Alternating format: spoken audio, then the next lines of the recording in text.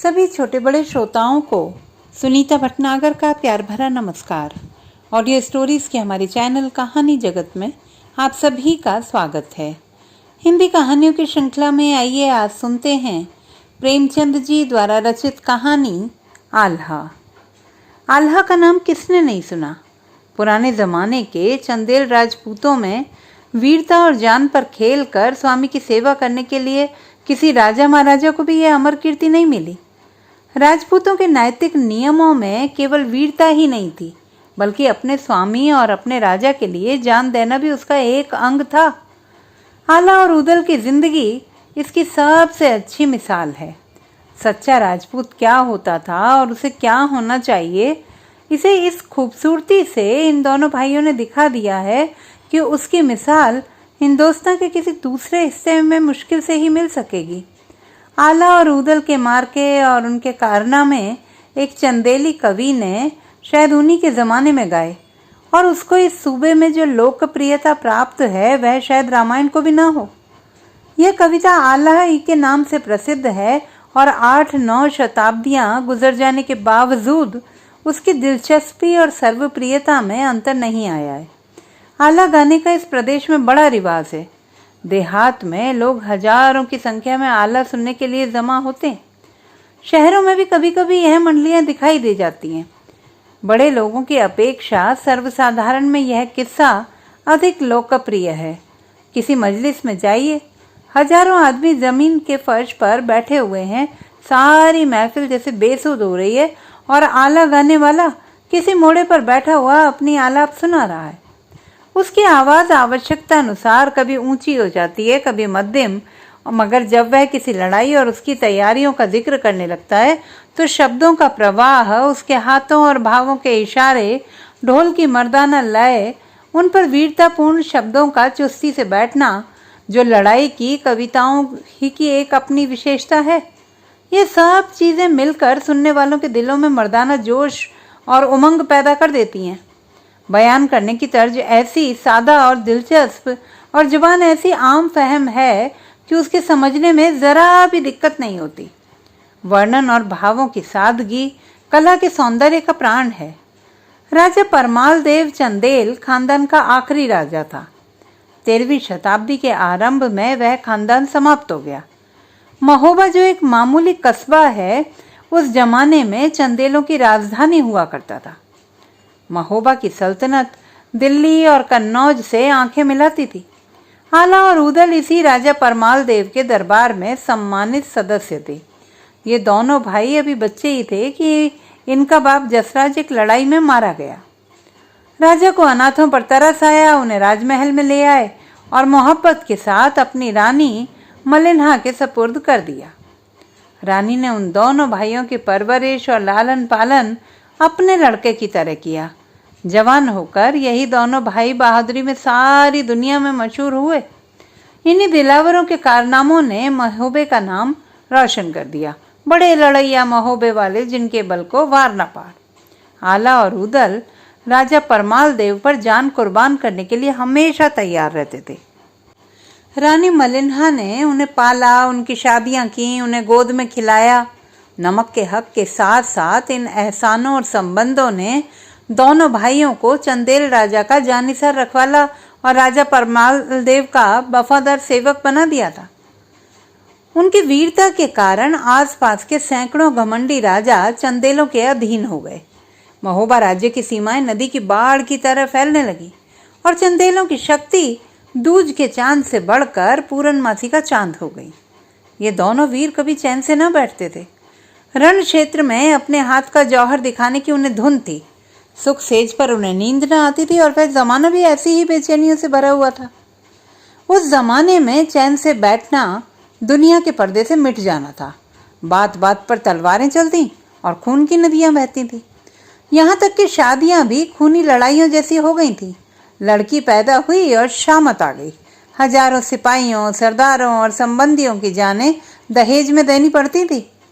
आला और उदल उस पुरजोर जमाने की सच्ची तस्वीरें हैं और गो की ऐसी हालातों और ज़माने के साथ जो नैतिक दुर्बलताएं और विषमताएं पाई जाती हैं, उनके असर से वह भी बचे हुए नहीं हैं, मगर उनकी दुर्बलताएं उनका कसूर नहीं है, बल्कि उनके ज़माने का कसूर है।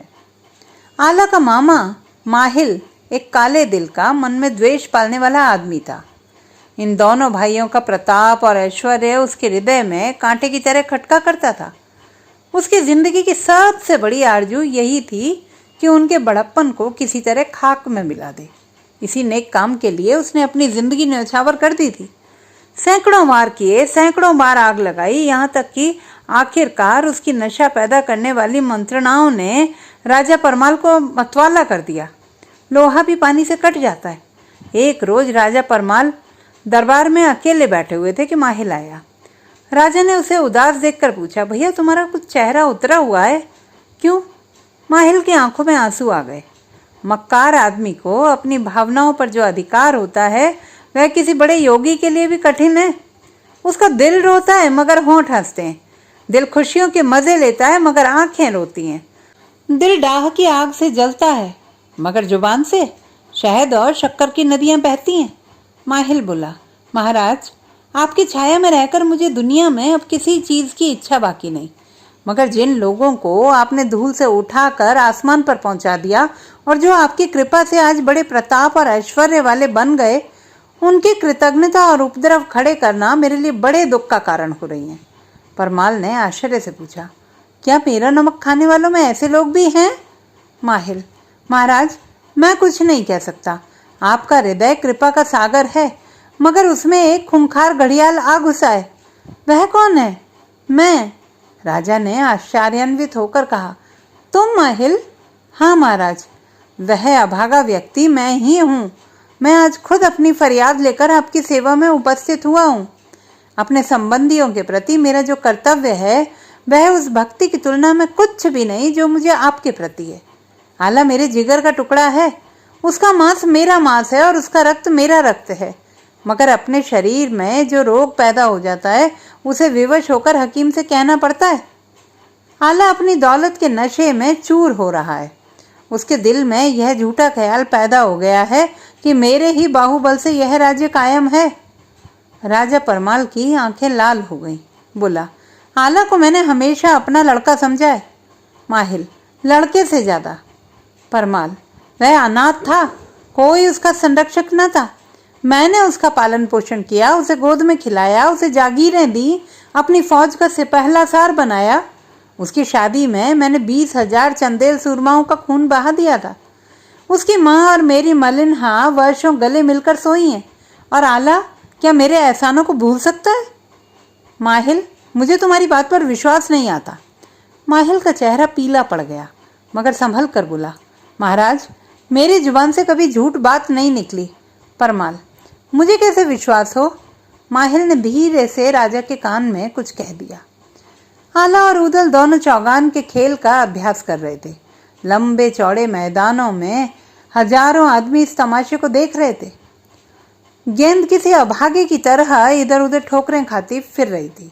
चौबदार ने आकर कहा, महाराज ने याद फरमाया है। आला को संदेह हुआ, महाराज ने आज बेवक्त क्यों याद किया? खेल बंद हो गया। गेंद को ठोकरों से छुट्टी मिली। फौरन दरबार में चौबदार के साथ हाजिर हुआ और झुककर आदाब बजा लाया। परमाल ने कहा, मैं तुमसे कुछ मांगूं, दोगे? आला ने सादगी से जवाब दिया, फरमाइए। परमाल, इनकार तो ना करोगे? आला ने कनखियों से माहिल की तरफ देखा, समझ गया कि इस वक्त कुछ न कुछ दाल में काला है। इसके चेहरे पर यह मुस्कुराहट क्यों? गूलर में ये फूल क्यों लगे? क्या मेरी वफादारी का इम्तिहान लिया जा रहा है? जोश से बोला, महाराज मैं आपके जुबान से ऐसे सवाल सुनने का आदी नहीं हूँ। आप मेरे संरक्षक, मेरे पालनहार, मेरे राजा हैं। आपके भवों के इशारे पर मैं आग में कूद सकता हूँ और मौत से लड़ सकता हूँ। आपकी आज्ञा पाकर मैं असंभव को संभव बना सकता हूँ। आप मुझसे ऐसे सवाल ना करें। परमाल, शाबाश, मुझे तुमसे ऐसी ही उम्मीद है। आला, मुझे क्या हुक्म मिलता है? परमाल, तुम्हारे पास नाहर घोड़ा है? आला ने जी हाँ कहकर माहिल की तरफ भयानक गुस्से भरी आंखों से देखा। परमाल, अगर तुम्हें बुरा न लगे तो उसे मेरी सवारी के लिए दे दो। आला कुछ जवाब न दे सका, सोचने लगा, मैंने अभी वादा किया है कि इनकार न करूँगा। मैंने बात हारी है, मुझे इनकार न करना चाहिए। निश्चय इस वक्त मेरी स्वामी भक्ति की परीक्षा ली जा रही है। मेरा इनकार इस समय बहुत बेमौका और खतरनाक है। इसका तो कुछ गम नहीं, लेकिन इनकार किस मुंह से करूं? बेवफा न कहलाऊंगा। मेरा और राजा का संबंध केवल स्वामी और सेवक का ही तो नहीं है। मैं उनकी गोद में खेला हूँ जब मेरे हाथ कमजोर थे और पांवों में खड़े होने का बूता भी न था, तब उन्होंने मेरे जुल्म सहे हैं। क्या मैं इनकार कर सकता हूँ? विचारों की धारा मुड़ी। माना कि राजा के एहसान मुझ पर अनगिनती हैं। मेरे शरीर का एक एक रोआ उनके एहसानों के बोझ से दबा हुआ है। मगर क्षत्रिय कभी अपनी सवारी का घोड़ा दूसरे को नहीं देता। यह क्षत्रियों का धर्म नहीं है। मैं राजा का पाला हुआ और एहसानमंद हूँ। मुझे अपने शरीर पर अधिकार है, उसे मैं राजा पर न्यौछावर कर सकता हूँ। मगर राजपूती धर्म पर मेरा कोई अधिकार नहीं है। उसे मैं नहीं तोड़ सकता। जिन लोगों ने धर्म के कच्चे धागे को लोहे की दीवार समझा है, उन्हीं से राजपूतों का नाम चमक रहा है। क्या मैं हमेशा के लिए अपने ऊपर दाग लगाऊं? आह, माहिल ने इस वक्त मुझे खूब जकड़ रखा है। सामने खूंखार शेर है, पीछे गहरी खाई। या तो अपमान उठाऊं या कृतज्ञ कहलाऊं, या तो राजपूतों के नाम को डुबाऊं या बर्बाद हो जाऊं। खैर, जो ईश्वर की मर्जी। मुझे कृतज्ञ कहलाना स्वीकार है, मगर अपमानित होना स्वीकार नहीं। बर्बाद हो जाना मंजूर है, मगर राजपूतों के धर्म में बट्टा लगाना मंजूर नहीं। आला सिर नीचा किए इन्हीं ख्यालों में गोते खा रहा था। यह उसके लिए परीक्षा की घड़ी थी, जिसमें सफल हो जाने पर उसका भविष्य निर्भर था। मगर महिला के लिए यह मौका उसके धीरज की कम परीक्षा लेने वाला न था। वह दिन अब आ गया था जिसके इंतजार में कभी आंखें नहीं थकीं। खुशियों की यह बाढ़ अब संयम की लोहे की दीवार को काटती जाती थी। सिद्ध योगी पर दुर्बल मनुष्य की विजय होती जाती थी। एकाएक परमाल ने आला से बुलंद आवाज में पूछा, किस दुविधा में हो? क्या नहीं देना चाहते? आला ने राजा से आंखें मिलाकर कहा, जी नहीं। परमाल को तैश आ गया, कड़क कर बोला, क्यों?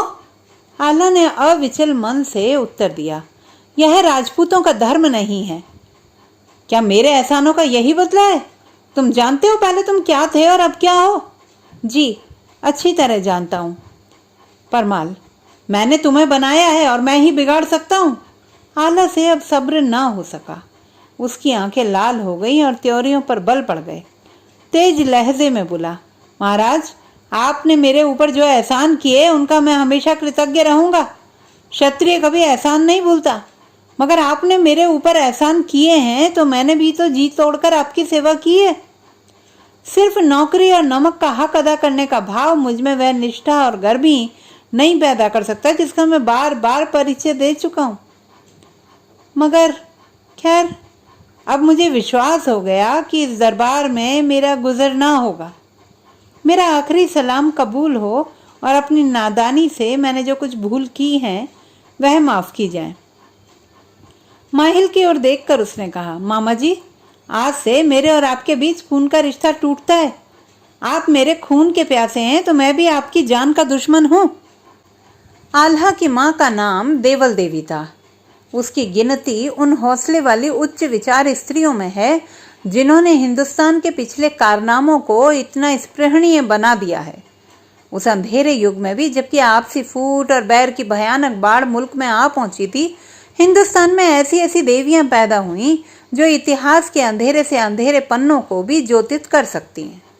देवल देवी ने जब सुना कि आल्हा ने अपनी आन को रखने के लिए क्या किया तो उनकी आंखें भर आईं। उसने दोनों भाइयों को गले लगाकर कहा, बेटा, तुमने वही किया जो राजपूतों का धर्म था। मैं बड़ी भाग्यशालिनी हूँ कि तुम जैसे बात की लाज रखने वाले दो बेटे पाए हैं। उसी रोज दोनों भाइयों ने महोबा से कूच कर दिया और अपने साथ अपनी तलवार और घोड़ों के सिवा और कुछ न लिया। माल, असबाब, सब कुछ वहीं छोड़ दिए। सिपाही की दौलत और इज्जत सब कुछ उसकी तलवार ही तो है।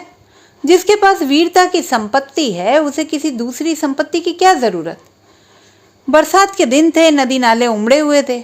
इंद्र की उदारताओं से मालामाल होकर जमीन फूली नहीं समाती थी। पेड़ों पर मोरों की रसीली झनकारें सुनाई देती थी और खेतों में निश्चिंतता की शराब से मतवाला किसान मल्हार की ताने अलाप रहा था। पहाड़ियों की घनी हरियावल पानी की दर्पण जैसी सतह और जंगली बेल बूटों के बनाव संवार से प्रकृति पर एक यौवन बरस रहा था। मैदानों की ठंडी ठंडी मस्त हवा, जंगली फूलों की मीठी मीठी सुहानी आत्मा को उल्लास देने वाली महक और खेतों की लहराती हुई रंग बिरंगी उपज ने दिलों में आरजुओं का एक तूफान उठा दिया था। ऐसे मुबारक मौसम में आला ने महोबा को आखिरी सलाम किया था। दोनों भाइयों की आंखें रोते रोते लाल हो गई थी, क्योंकि आज उनसे उनका देश छूट रहा था। इन्हीं गलियों में उन्होंने घुटनों के बल चलना सीखा था, इन्हीं तालाबों में कागज की नावें चलाई थी, यहीं जवानी की बेफिक्रियों के मजे लूटे थे। इनसे अब हमेशा के लिए नाता टूट रहा था। दोनों भाई आगे बढ़ते जाते थे, मगर बहुत धीरे धीरे। यह ख्याल था कि शायद परमाल ने रूठने वालों को मनाने के लिए अपना कोई भरोसे का आदमी भेजा होगा। घोड़ों को संभाले हुए थे, मगर जब महोबे की पहाड़ियों का आखिरी निशान आंखों से ओझल हो गया तो उम्मीद की आखिरी झलक भी गायब हो गई। उन्होंने, जिनका कोई देश न था, एक ठंडी सांस ली और घोड़े बढ़ा दिए। उनके निर्वासन का समाचार बहुत जल्दी चारों तरफ फैल गया। उनके लिए हर दरबार में जगह थी। चारों तरफ से राजाओं के संदेश आने लगे। कन्नौज के राजा जयचंद ने अपने राजकुमार को उनसे मिलने के लिए भेजा। संदेशों से जो काम न निकला वह इस मुलाकात ने पूरा कर दिया। राजकुमार की खातिरदारियां और आवभगत दोनों भाइयों को कन्नौज खींच ले गई। जयचंद आंखें बिछाए बैठा था। आला को तुरंत अपना सेनापति बना दिया। आला और उदल के चले जाने के बाद महोबे में तरह तरह के अंधेर शुरू हुए। परमाल जी शासक थे। मातहत राजाओं ने बगावत का झंडा बुलंद किया। कोई ऐसी ताकत ना रही जो उन झगड़ालू लोगों को वश में रख सके। दिल्ली के राजा पृथ्वीराज की कुछ सेना सिमता से एक सफल लड़ाई लड़कर वापस आ रही थी। महोबे में पड़ाव किया। अक्खड़ सिपाहियों में तलवार चलते कितनी देर लगती है, चाहे राजा परमाल के मुलाजिमों की ज्यादती हो, चाहे चौहान सिपाहियों की। नतीजा ये हुआ कि चंदेलों और चौहानों में अनबन हो गई, लड़ाई छिड़ गई। चौहान संख्या में कम थे। चंदेलों ने आतिथ्य सत्कार के नियमों को एक किनारे रखकर चौहानों के खून से अपना कलेजा ठंडा किया और यह ना समझे कि मुट्ठी भर सिपाहियों के पीछे सारे देश पर विपत्ति आ जाएगी, बेगुनाहों का खून रंग लाएगा। पृथ्वीराज को ये दिल तोड़ने वाली खबर मिली तो उसके गुस्से की कोई हद ना रही। आंधी की तरह महोबे पर चढ़ दौड़ा और सिरको, जो इलाका महोबे का एक मशहूर कस्बा था, तबाह करके महोबे की तरफ बढ़ा। चंदेलों ने भी फौज खड़ी की, मगर पहले ही मुकाबले में उनके हौसले पस्त हो गए। आला उदल के बगैर फौज बिन दूल्हे की बारात थी। सारी फौज तितर बितर हो गई। देश में तहलका मच गया। अब किसी भी क्षण पृथ्वीराज महोबे में आ पहुंचेगा, इस डर से लोगों के हाथ पांव फूल गए थे। परमाल अपने किए पर बहुत पछताया, मगर अब पछताना व्यर्थ था। कोई चारा ना देखकर उसने पृथ्वीराज से 1 महीने की संधि की प्रार्थना की। चौहान राजा युद्ध के नियमों को कभी हाथ से न जाने देता था। उसकी वीरता उसे कमजोर, बेखबर, नामुस्तैद दुश्मन पर वार करने की इजाजत न देती थी। इस मामले में अगर वह इन नियमों का इतनी सख्ती से पाबंद ना होता तो शहाबुद्दीन के हाथों उसे वह बुरा दिन न देखना पड़ता। उसकी बहादुरी ही उसकी जान की गाहक हुई।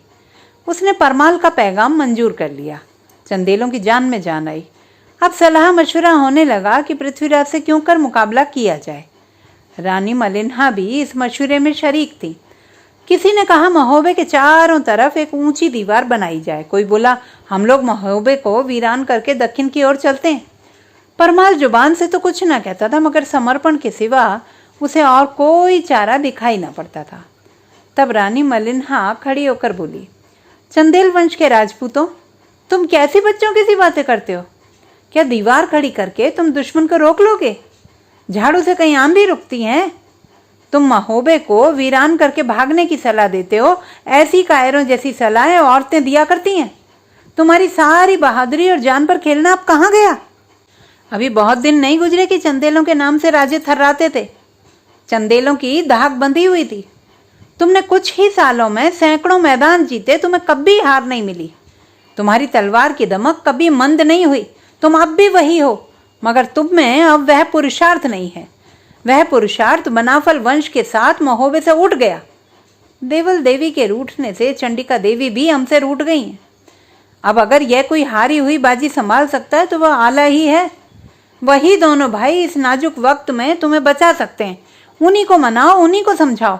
उन पर महोबे के बहुत हक हैं। महोबे की मिट्टी और पानी से उनकी परवरिश हुई है। वह महोबे के हक को कभी भूल नहीं सकते। उन्हें ईश्वर ने बल और विद्या दी है। वही इस समय विजय का बीड़ा उठा सकते हैं।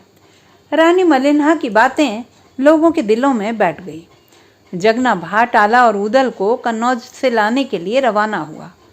ये दोनों भाई राजकुंवर लाखन के साथ शिकार खेलने जा रहे थे कि जगना ने पहुंचकर प्रणाम किया।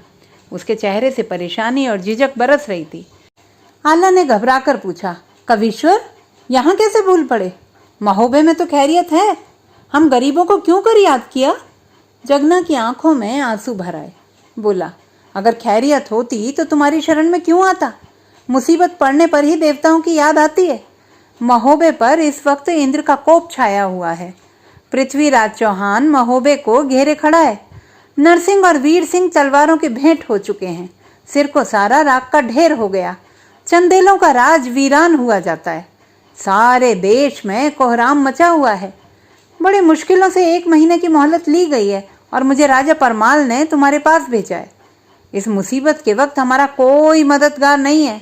कोई ऐसा नहीं जो हमारी हिम्मत बंधाए। जब से तुमने महोबे से नाता तोड़ा है तब से राजा परमाल के होंठों पर हंसी नहीं आई। जिस परमाल को उदास देखकर तुम बेचैन हो जाते थे, उसी परमाल की आंखें महीनों से नींद को तरसती हैं। रानी मलिन्हा, जिसकी गोद में तुम खेले हो, दिन रात तुम्हारी याद में रोती रहती हैं। वह अपने झरोके से कन्नौज की तरफ आंखें लगाए तुम्हारी राह देखा करती हैं। ऐ बनावल वंश के सपूतों, चंदेलों की नाव अब डूब रही है। चंदेलों का नाम अब मिटा जाता है। अब मौका है कि तुम तलवारें हाथ में लो। अगर इस मौके पर तुमने डूबती हुई नाव को न संभाला तो तुम्हें हमेशा के लिए पछताना पड़ेगा, क्योंकि इस नाम के साथ तुम्हारा और तुम्हारे नामी बाप का नाम भी डूब जाएगा। आला ने रूखेपन से जवाब दिया, हमें इसकी अब कुछ परवाह नहीं है। हमारा और हमारे बाप का नाम तो उसी दिन डूब गया जब हम बेकसूर महोबे से निकाल दिए गए। महोबा मिट्टी में मिल जाए, चंदेलों का चिराग गुल हो जाए, हमें जरा भी परवाह नहीं है। क्या हमारी सेवाओं का यही पुरस्कार था जो हमको दिया गया? हमारे बाप ने महोबे पर अपने प्राण न्यौछावर कर दिए। हमने गौड़ों को हराया, चंदेलों को देवगढ़ का मालिक बना दिया। हमने यादवों से लोहा लिया और कटिहार के मैदान में चंदेलों का झंडा गाड़ दिया। मैंने इन्हीं हाथों से कछुआओं की बढ़ती हुई लहर को रोका। गया का मैदान हम ही ने जीता। रीवा का घमंड हम ही ने तोड़ा। मैंने ही मेवात से खिराज लिया था। हमने यह सब कुछ किया और इसका हमको ये पुरस्कार दिया गया है। मेरे बाप ने 10 राजाओं को गुलामी का तौक पहनाया था। मैंने परमाल की सेवा में 7 बार प्राण लेवा जख्म खाए, 3 बार मौत के मुंह से निकल कर आया। मैंने 40 लड़ाइयां लड़ी और कभी हार कर ना आया। उदल ने 7 खूनी मार के जीते। हमने चंदेलों की बहादुरी का डंका बजा दिया। चंदेलों का नाम हमने आसमान तक पहुंचा दिया और इसके पुरस्कार में हमें ये मिला। परमाल अब क्यों उसी दगाबाज माहिल को अपनी मदद के लिए नहीं बुलाते जिसको खुश करने के लिए हमारा देश निकाला हुआ था? जगना ने जवाब दिया, आला, ये राजपूतों की बातें नहीं हैं। तुम्हारे बाप ने जिस राज पर अपने प्राण न्यौछावर कर दिए, वही राज अब दुश्मन के पांव तले रौंदा जा रहा है। उसी बाप के बेटे होकर भी क्या तुम्हारे खून में जोश नहीं आता? वह राजपूत जो अपने मुसीबत में पड़े हुए राजा को छोड़ता है, उसके लिए नरक की आग के सिवा और कोई जगह नहीं है। तुम्हारी मातृभूमि पर बर्बादी की घटा छाई हुई है। तुम्हारी माएँ और बहनें दुश्मनों की आबरू लूटने वाली निगाहों का निशाना बन रही हैं। क्या अब भी तुम्हारे खून में जोश नहीं आता? अपने देश की यह दुर्गत देखकर भी तुम कन्नौज में चैन की नींद सो सकते हो? देवल देवी को जगना के आने की खबर हुई। उसने फौरन आला को बुलाकर कहा, बेटा, पिछली बातें भूल जाओ और आज ही महोबे चलने की तैयारी करो। आला कुछ जवाब न दे सका, मगर उदल झुंझला कर बोला, अब हम महोबे नहीं जा सकते। क्या तुम वह दिन भूल गई जब हम कुत्तों की तरह महोबे से निकाल दिए गए थे?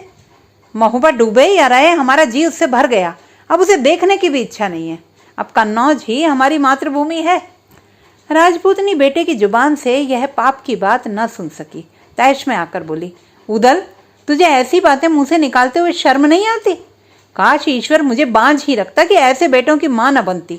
क्या इन्हीं बनाफल वंश के नाम पर कलंक लगाने वालों के लिए मैंने गर्भ की पीड़ा सही थी? नालायक को, मेरे सामने से दूर हो जाओ। अपना मुंह मत दिखाओ मुझे। तुम जसराज के बेटे नहीं हो। तुम जिसकी रान से पैदा हुए हो वह जसराज हो ही नहीं सकता। यह मर्मांतक चोट थी। शर्म से दोनों भाइयों के माथे पर पसीना आ गया। दोनों उठ खड़े हुए और बोले, माता अब बस करो, हम ज्यादा नहीं सुन सकते।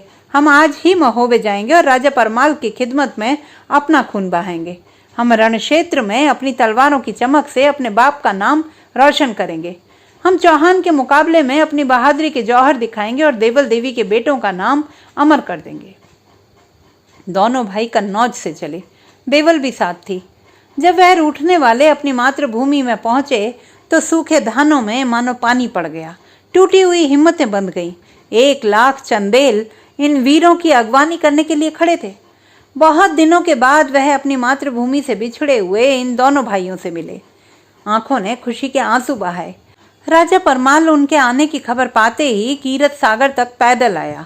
आला और उदल दौड़कर उसके पांव से लिपट गए। तीनों की आंखों से पानी बरसा और सारा मन मुटाव धुल गया। दुश्मन सर पर खड़ा था।